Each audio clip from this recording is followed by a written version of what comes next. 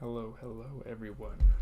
Hello everyone. GCTV back with another video, and today we are going to be talking about the 5th episode of Better Call Saul's Season 3, Chicanery.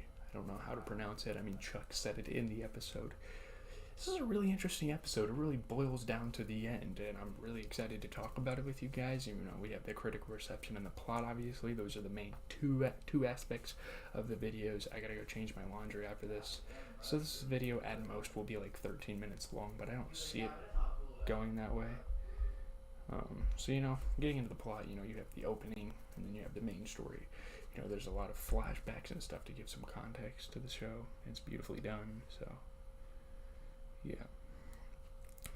In the opening, in a flashback to 2001, Jimmy McGill aids Chuck McGill as he attempts to reconcile with Rebecca Boyes during dinner at Chuck's house. So, Rebecca Boyes was Chuck's ex-wife, if you guys didn't know.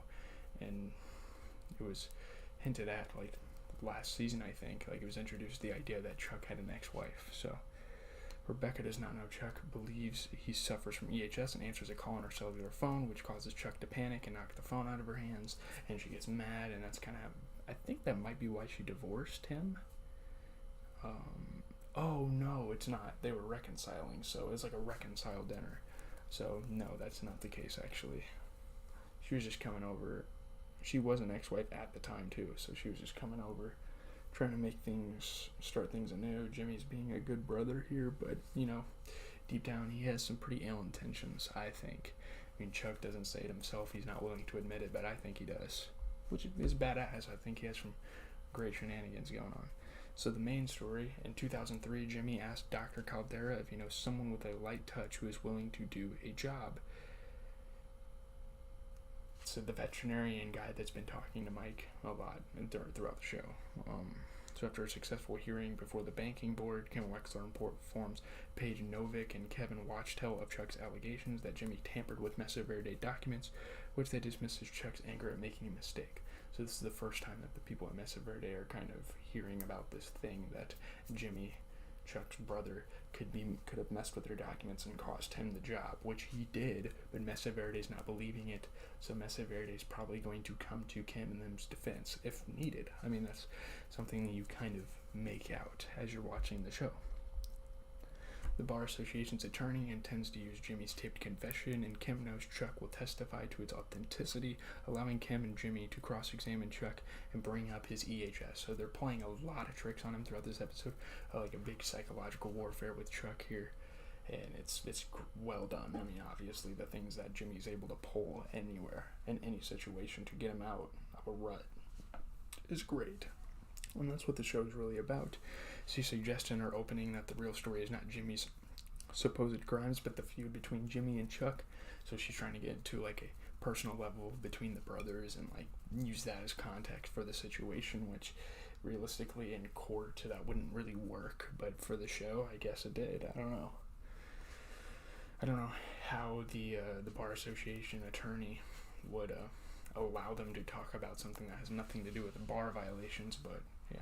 The hearing room is arranged to accommodate Chuck's EHS, and Howard Hamlin testifies that Chuck did not want to hire Jimmy as an attorney at HHM, supposedly to avoid the appearance of nepotism. I'm not really sure what nepotism means, really, but I have an idea given the context. Kim points out that HHM hired Howard even though he was the founding partner's son, so he wasn't even the one that really started it, and I feel like we all kind of knew that. It didn't seem like he started it. He didn't have the smarts to really start it like Chuck did. Jimmy's confession is played for the committee, so they played the tape. And then Chuck arrives to testify and bumps into Huel Babineau. Huel, the bodyguard from Breaking Bad, Better Call Saul, his like security guard. So we kind of get introduced to Huel in this episode, which is cool. It's cool how they're like transitioning into introducing Breaking Bad characters and finally getting on the track for the Breaking Bad storyline to take place. To Chuck's surprise, Jimmy arrives with Rebecca. So, really striking a personal chord with Chuck there, bringing his ex-wife. And there's kind of some foreshadowing the beginning there. She explains that Jimmy contacted her out of concern for Chuck's well-being, but Chuck tells her Jimmy called her as a psychological tactic to disrupt Chuck's testimony and to kind of get in his head and to ruin him mentally. Rebecca seeing Chuck testify against his own brother would look really bad. So that's kind of Jimmy's thing. During cross-examination, Jimmy raises Chuck's EHS and asks him to identify the closest source of electricity. So, Jimmy has a plan, trust me. It seems like it goes to crap at first, and when you're watching it, you're like, well, there goes Chuck again. Chuck just being a smart guy. But Chuck guesses Jimmy is attempting a trick and asks if Jimmy has something in his pocket. He literally asks if there's something in his pocket, as if he would know for sure that something was in his pocket. Jimmy reveals his cell phone, and Chuck correctly guesses Jimmy has removed the battery. He's like, no, it's not there. And then, the morals are catching up to Chuck, and, really you look at Jimmy as being morally wrong in the situation, but at the same time, you see Chuck creating this whole lie to, manipulate his brother in some way. Jimmy then asks Chuck to reach into his own pocket, and Chuck pulls out the phone battery that was supposed to be for the phone. Jimmy reveals Hugh planted the battery on Chuck when they bumped into each other, which you don't see when it happened.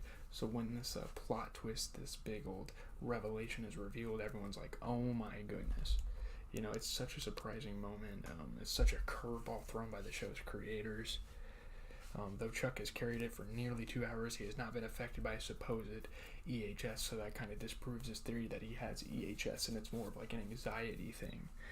When the Bar Association's attorney argues that Chuck's apparent mental illness is irrelevant to the context of the charges against Jimmy, Chuck becomes offended and rants angrily about Jimmy's dishonest behavior. So now we're getting into what Jimmy was really intending to happen to Chuck when he found that the phone battery was in his pocket. He was supposed to get mad and make fun of Jimmy and talk down on him to prove to the court that he accused his brother out of hatred and out of bias against his brother, and he pretty much achieved that. He stops mid-sentence, realizing his tirade has shocked everyone into silence, so now people really get to hear the real Chuck and what his real intentions are. And it's a bad moment for Chuck. It's probably one of the lowest moments we've seen of him on the show, is literally admitting to everyone that he doesn't take Jimmy seriously as a brother, he doesn't take him seriously as a lawyer, and yeah, it's kind of an insane ending to an episode. There's a lot of emotion, The episode received universal acclaim from critics, with many considering it to be one of the best of the series, especially the end. 10 out of 10 episode, the best episode of Better Call Saul to date from IGN there. 100% on Rotten Tomatoes, 9.5 out of 10. The war between Jimmy and Chuck comes to an unprecedented climax in the heartbreaking, sober, and defining Chicanery, an episode that clearly cements Better Call Saul as essential television. Michael McKean was Performer of the Week, the guy that played Chuck on TV Line. It was the finest showcase yet for his fascinatingly layered performance as Jimmy's brother, Chuck McGill. A rating on AV Club. The courtroom scene was great. It isn't just to give us the satisfaction of a courtroom drama, the neat ending where the truth comes out. The brilliance of the structure is to give us a slow motion view of the heavens falling, an outcome methodically pursued by Kim and Jimmy, which nevertheless seems to give them no satisfaction. The single camera picture editing was praised. The writing was praised at the Emmys. The writing was praised for the second time. Writers Guild of America Award. Yeah, Gordon Smith's a great writer. Many people were disappointed with him. Who was said to have given one of the best performances by anyone in TV all year, failed to secure an Emmy nomination while his co-star Jonathan Banks did.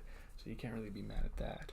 The episode's final scene is an homage to the climactic courtroom scene in Kane Mutiny.